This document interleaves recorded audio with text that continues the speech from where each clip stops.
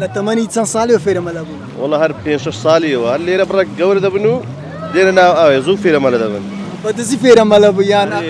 وڵا بام داد دیار ئاوێ تەماشامی دەکرد ئەمە زوو تۆمە داشتە بن ئاوێ دەبەست نەماندینی ئەگەر ئەمە بینیت بە قورحان دەمەی دەوە سۆندا. ئاوی ئێرە کووە زێی گەورە عادەتەن ئاوەشی خەتەرە؟ ئەرێ وڵا بەخوای خەتەرەکەی لە چییە؟ حەفارەش زۆر لێری شاکردێ مەعمەل لێرە بوونە جێی هەیە تەنکات و جارە بڕێک دەرچێ پێشتر ڕاقۆر دەبی.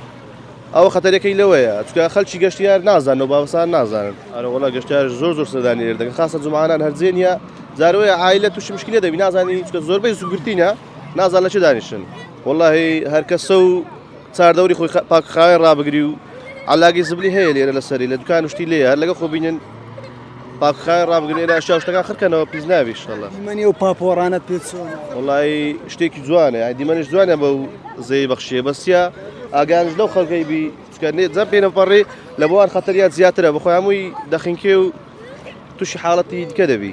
کەست ڕزگار کردێ لە خەکان؟ ئەرێ وەڵا لەو بەری لە دەلای بۆڕیان لێرەی پێدەرێن ئەرێ وڵا تەقریبەن 3 نەفەر 4 نەفەر بە زۆر دوور نەبووە ئەگەر زۆر دوور بیچکە جاروەیە توش لەوانەیە توش لەگە خۆڵقم بکە.